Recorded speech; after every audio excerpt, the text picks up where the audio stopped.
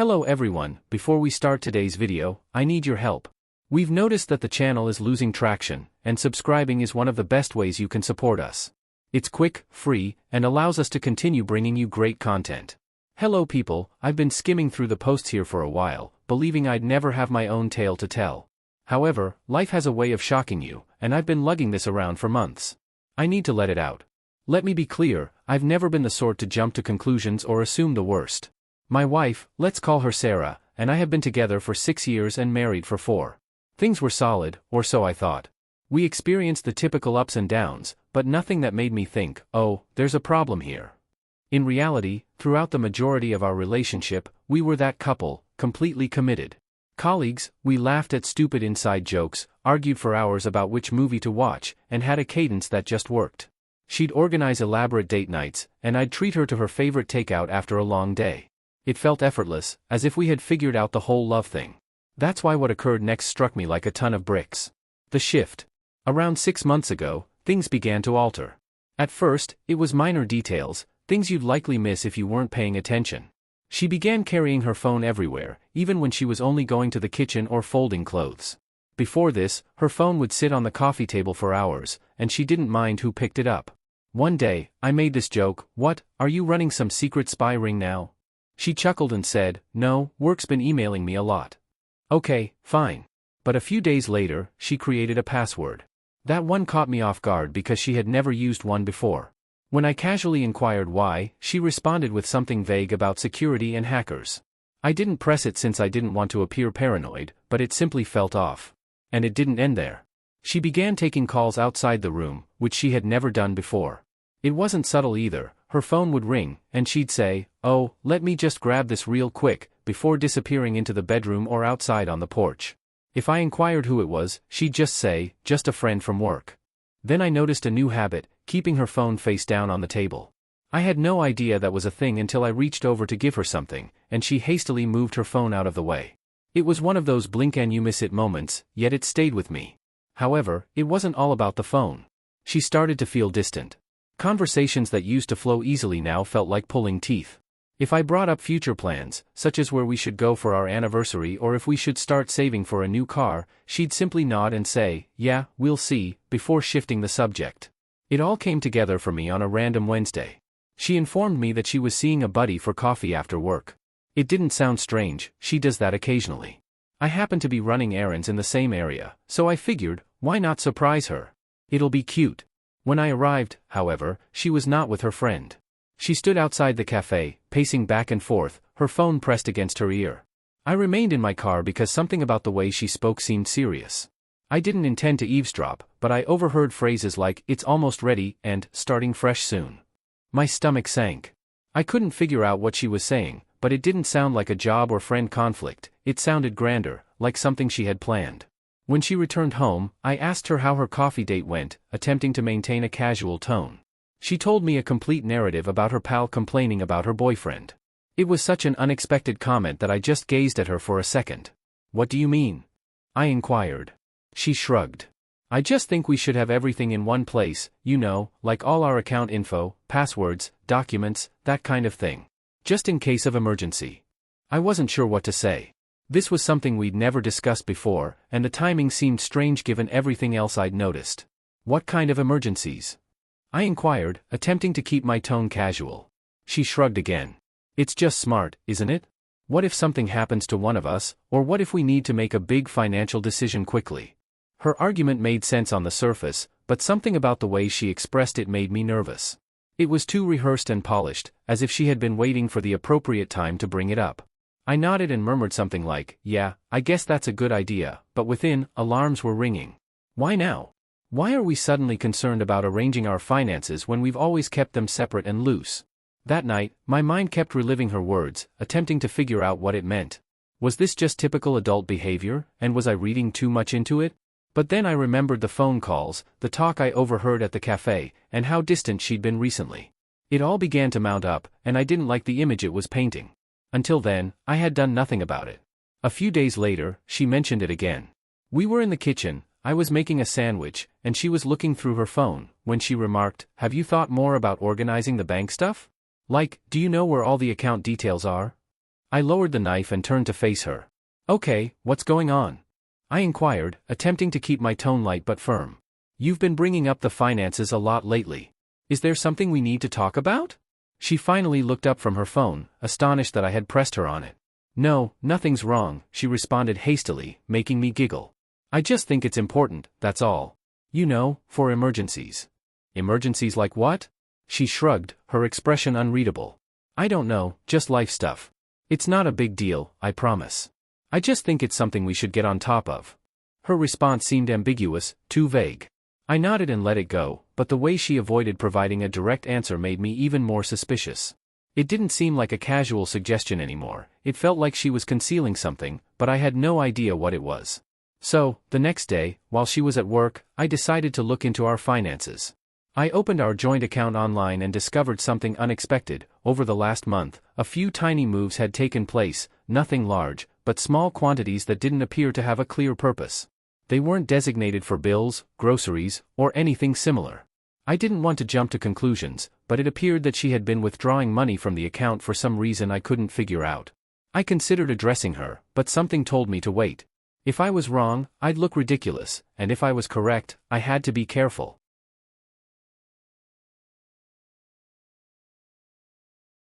It was eating at me, so I contacted someone I trusted, an old college friend who also happens to be a lawyer, named Chris. I told him what I discovered, trying not to sound like a conspiracy theorist. "Look," he remarked after I'd explained everything, "I'm not saying something is absolutely going on, but you're not insane for wanting to be ready. If you're concerned about protecting your assets, now is the moment to do so. Better safe than sorry." He walked me through what I could do, simple procedures to ensure my finances were protected if something happened. I'll admit that taking such drastic action felt out of the ordinary. It felt like I was preparing for something dreadful, even though I wasn't sure what was wrong. But the more I considered it, the more it made sense. If she was really up to something, and I was beginning to suspect she was, I needed to defend myself. It was not an easy decision to make. This wasn't just about money or assets, it was about the life we had created together. I kept replaying images in my head, our wedding day, the late-night conversations about our dreams, and the weird little jokes we shared. How did we arrive here? Is this what our marriage had come to? The prospect of taking these measures felt like conceding defeat, as if I was officially abandoning the trust we previously shared. That evening, while she was out, I sat at my desk and took out my laptop. My hands shook as I opened the computer and began browsing through everything: bank accounts, investment accounts, and the property deed. Each paper I studied felt like a betrayal, but a persistent voice in my head reminded me that this was about survival, not sabotage. I didn't mean to hurt her. I couldn't get rid of the idea that if I didn't act now, I'd regret it later. I compiled a list of everything I could transfer and how to do it without raising suspicion. As I typed, I felt a crushing weight settle against my chest. I had entirely trusted her for years, and now here I was, playing defense against the person I thought would always have my back. Then I called my mother, Linda, and explained why I needed her help, but not in detail. "I need you to hold on to some things for me for a while. It's not anything bad, just something I need to do to protect myself, just in case." She was silent for a minute, likely trying to figure out what I wasn't saying. "Are you okay?" Her voice was filled with anxiety. "Yeah," I lied, "it's just a precaution, nothing to worry about." She didn't press me, but I could hear the pause in her voice when she responded, "Of course, sweetheart, whatever you need." I hung up the phone with an odd mix of relief and shame. I despised engaging her in this mess, but knowing she had my back provided some steadiness in an otherwise chaotic environment. By the time Sarah arrived home, I had already begun the process. I moved the majority of my assets, our cash, investments, and even the house, to my mother's name. I kept enough in our joint account to keep up appearances, but the rest was locked down. She didn't notice anything. She walked in, kissed my cheek, and asked if I wanted to watch a movie. I appeared okay, but inside I was a wreck. Part of me felt awful, as if I had betrayed her trust, but another part of me felt relieved, as if I was finally gaining control of a situation that had spiraled out of my control. Over the next 3 days, I tried to maintain a normal routine. I didn't want to let her know that anything had changed. She appeared satisfied, even unusually cheery at times. However, rather than putting me at ease, it increased my suspicion. If she was plotting something, she did an excellent job of concealing it.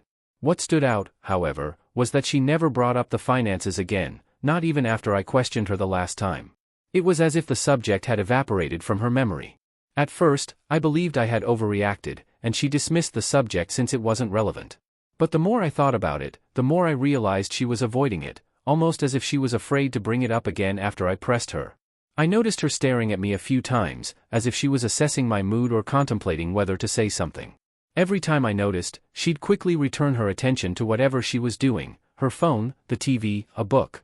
It was slight, but it was present. It felt like she was waiting for me to bring it up, as if she didn't want to push the issue again. The silence only made me feel more anxious. It wasn't like her to drop anything she considered essential, and the way she avoided it suddenly appeared deliberate. If she was testing the waters, she wasn't going in. If she was waiting for something, I wasn't about to give her the go-ahead.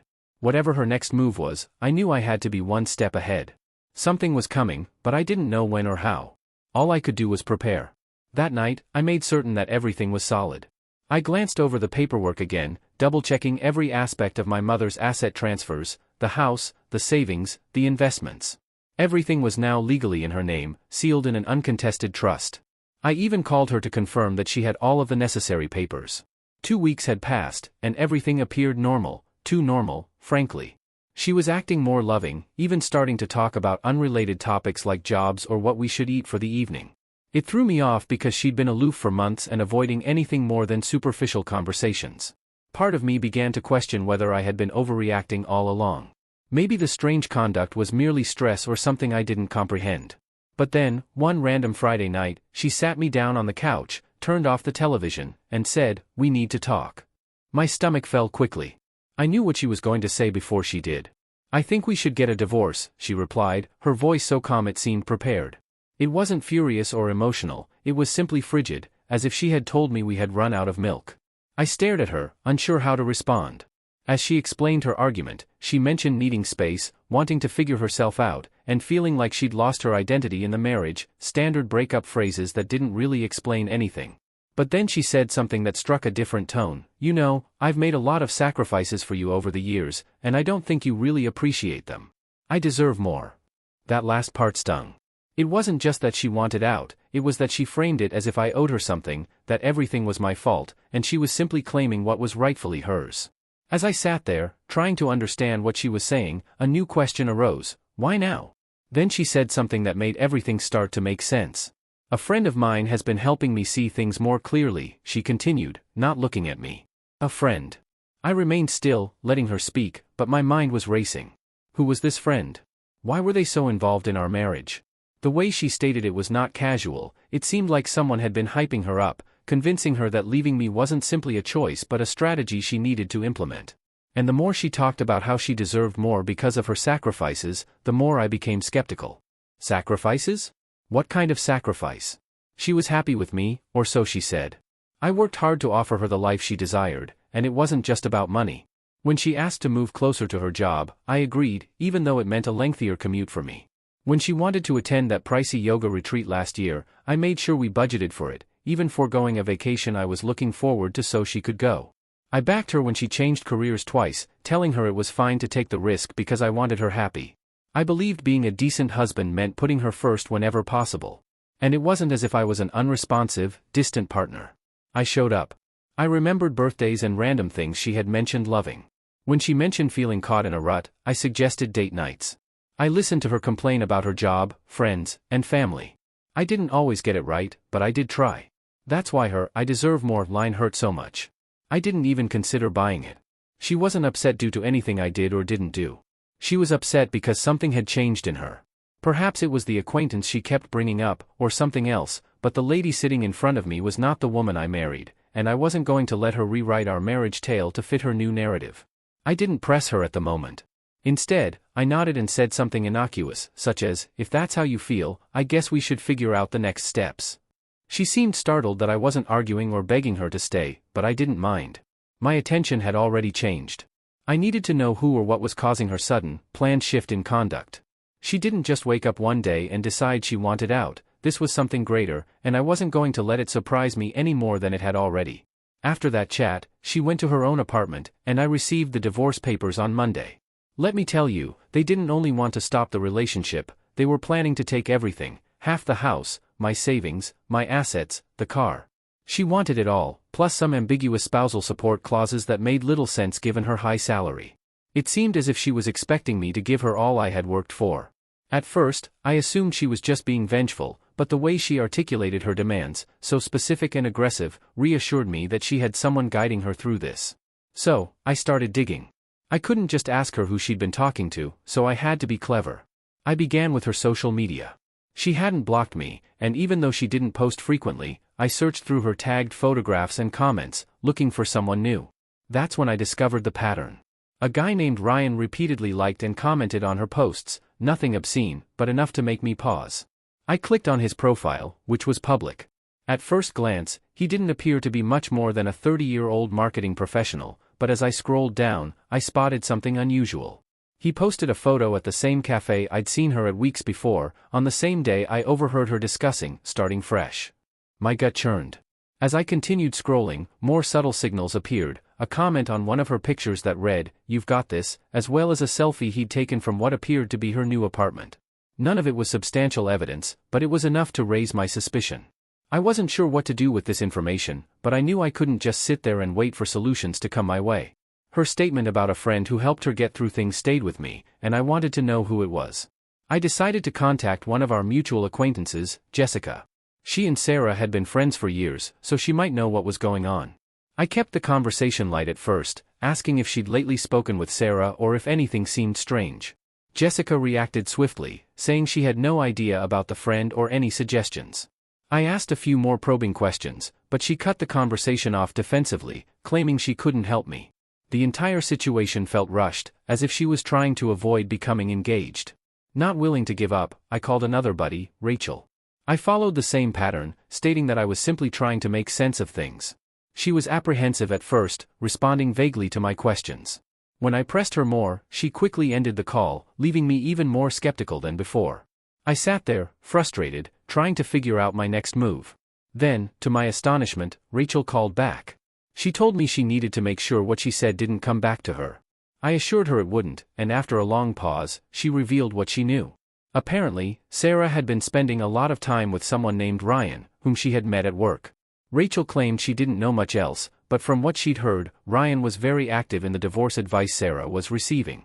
Hearing that name felt like a puzzle piece fitting into place. It was evident that this was more than just her need for space or to find herself. Someone else was in the picture, directing her decisions, and I was eager to discover why. I decided to confront it in my own manner. That Saturday, I headed to her apartment building and parked a block away, trying to confirm what I already suspected. A few hours later, Sarah and Ryan stepped out of the building. They didn't hold hands or anything, but the way they walked together, close, leaning in to talk, was plenty. They got into his car and drove away, leaving me sitting there, staring at the spot where they had been. I didn't follow them. I didn't need to. At that point, it was evident she hadn't simply stopped loving me, she'd been preparing to go with someone else, and now everything made sense: the unexpected distancing, the money questions, the forceful demands, and the divorce papers.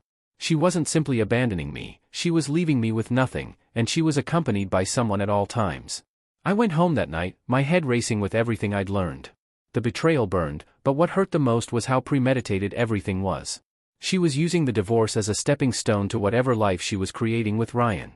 But she had no idea what I had planned for her. The first mediation session felt strained from the moment we stepped in. Her lawyer arrived with a binder so thick it appeared they were bringing a case against a Fortune 500 firm. He began listing her demands as if they were entirely reasonable: half the house, the money, my assets, the car, and even some gibberish about spousal support. I remained silent, seeming to listen, but I was waiting for my attorney to make his move.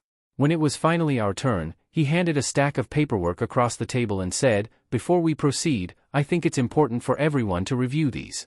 Her lawyer took the papers and skimmed through them, his confident posture changing fast as he flipped through the pages, his brow furrowing harder with each one. "What is this?" he inquired, gazing at my lawyer. "These documents show the transfer of all major assets into a trust under my client's mother's name," my lawyer said calmly. "The transfers were completed several weeks before the divorce filing, and the trust is fully legal and irrevocable." The room became utterly silent. Her lawyer looked at her, confused and frustrated. "You didn't mention this," he stated flatly. She snatched the papers from his hands and flipped through them, her face flushing. "This can't be real," she said, staring at the notarized signatures and dates. Then she turned to me, her countenance changing from incredulity to rage. "You planned this," she muttered, gazing at me as if I'd committed a heinous crime. You knew I was going to file, and you set this up to screw me over." I didn't respond. I just sat there and let her connect the dots on her own. Her lawyer, apparently agitated, requested my counsel to elaborate, so he did, slowly, deliberately, and with every piece of evidence necessary to make the transfers irrefutable. The dates aligned exactly, indicating that I had transferred everything well before she filed. The signatures were duly notarized, and the trust was solid. There was nothing they could do to challenge it. She was furious. "You're unbelievable," she said, leaning forward in her chair. "I can't believe you do something like this to me." I still didn't say anything. What was there to say? This wasn't about me doing anything to her, this was about defending myself because she had made it apparent she wasn't going quietly. The conference finished with her lawyer saying something about needing to rethink their strategy, but everyone in the room knew they had no further moves to make. When we walked out of the building, she took me aside in the hallway, her expression a mix of rage and desperation. "This isn't over," she added, her tone low. "You're going to regret this." I just looked at her and said, "I already regret trusting you. That's the only regret I have." Things escalated faster than I had anticipated following the mediation session. She went into complete meltdown mode almost instantly. It began with the calls, endless calls. At first, she appeared calm, even remorseful, leaving voicemails that began, "I think we just need to talk," or "I know this got messy, but we can fix it." When I didn't answer, the tone changed. By the second day, her messages alternated between sobbing and screaming. One voicemail would be her lamenting about making a mistake and not wanting to lose what we had created together, then she'd launch into a furious tirade, accusing me of being stingy and cruel, blaming me for everything that was wrong in her life. I ignored it all. My lawyer told me not to engage, and I honestly didn't want to. I was finished playing her games. But she wasn't. When the calls and texts didn't work, she began telling stories. Mutual friends informed me that she had been telling people that the divorce was a hoax and that it was all part of a larger farce, a prank. I mean, who would believe that? The flaws in her story quickly became apparent. Friends began to ask questions like, if it was a prank, why did you file actual legal paperwork, or why hire a lawyer and make such specific demands if it wasn't serious? When others didn't instantly accept the hoax justification, she doubled down. She said it wasn't a joke but rather a test of our relationship's strength. She began casting herself as the victim, claiming that my reaction had hurt and betrayed her, that I had gone too far and broken our marriage's trust. At first, some individuals seemed to believe her stories. I'd get strange emails or comments from acquaintances like, "Wow, I didn't realize things were so rough for her." Even her brother lashed out, saying, "You should have just talked it out instead of being so drastic." It was annoying, but I knew the truth would eventually come out. And it did, thanks to a common buddy, let's call him Alex. Alex and I weren't particularly close, but we had always been nice. A few weeks after the mediation, he messaged me unexpectedly, stating he had something I needed to see. When we met, he brought out his phone and showed me a series of text messages between Sarah and Ryan. I was confused at first. "How did you even get these?" I inquired, scanning through the messages. Alex revealed that he and Ryan shared a mutual buddy who had heard their talks. Apparently, this common acquaintance had grown concerned about the way things were going, especially when Ryan began gloating about how he was assisting Sarah in securing her future. It didn't take long for that common buddy to figure out what securing her future really meant, trying to bleed me dry. Feeling awful about remaining silent, the buddy grabbed screenshots of the texts and sent them to Alex, believing he had a better relationship with me and could warn me. "This guy's been playing both sides," Alex replied, shaking his head. "He's been hyping her up to take you for everything while making her believe he'd be there for her afterward." Alex gave me the texts and said, "I thought you should know. You don't deserve this, man." The texts were terrible. Sarah wasn't just ranting to Ryan about the divorce, she was actively planning her future steps with him, and he was guiding her through them. A message she left read, "Once the settlement's done, we'll have everything we need. I just need him to agree to the terms." Ryan responded, "Don't back down. Make him feel guilty if you have to. He owes you. We'll start fresh once you've got the money." I sat there, staring at Alex's phone, trying to understand what I was reading. This was neither a misunderstanding nor an emotional response to a failed marriage. This was a cold, deliberate manipulation. I thanked Alex, and he left, but my thoughts were racing. Everything made sense now: her abrupt isolation, her fixation with our finances, and her harsh demands throughout the divorce. It was all part of a plan, one she had been developing with Ryan behind the scenes. The text soon circulated among our mutual friends. Alex shared them with a few friends, and they quickly spread. Sarah's story suddenly ceased to be credible. People who had previously been indifferent or even supportive of her began to distance themselves, and the change was nearly immediate. People who had previously defended her or remained neutral suddenly recognized her for who she truly was. Even her closest allies started to distance themselves. By the time the divorce was finalized, she had only her personal things. Her lawyer quietly dismissed her complaint after recognizing there was no legal basis to stand on. All of those bold requests had crumbled under the weight of the documents I had produced, and the trust one had established with my mother was unbreakable. Ryan seemed to vanish as soon as things began to unravel. I wouldn't be surprised if he used her as much as she did me. From what I could tell, he'd been feeding her fantasies of independence and a new beginning, but the moment it became evident she wasn't going away with anything, he was gone. Without Ryan in her corner, her confidence plummeted. The calls and texts continued, but they became increasingly desperate. She wasn't accusing me anymore, she begged. "Can we just talk? Please, I'll do anything to fix this," one voicemail stated. A different one said, "You don't have to forgive me, but can't we just settle this and move on? I'll drop everything if you just talk to me." I didn't respond. I couldn't. It was too late to reverse the harm. Even her family began to drift away. Her brother contacted me at one point, apologizing for some of the things he had said before when he believed her side of the story. "I didn't know what she was doing to you," he said. "I'm sorry I ever took her word for it." As for me, I received the house, my savings, and something I hadn't experienced in a long time, peace of mind. My mother, as usual, was my rock. She arrived with buckets of paint and a list of suggestions to help me reclaim the area as mine. Now, life feels like it's mine again, no more second-guessing every small interaction, no longer feeling betrayed, just peace. Sarah is a chapter from my history that I no longer read, and the remainder of the story is entirely up to me to write. Thank you for watching. If you haven't subscribed yet, please do so and hit the notification bell to stay updated with more shocking real-life stories happening around you.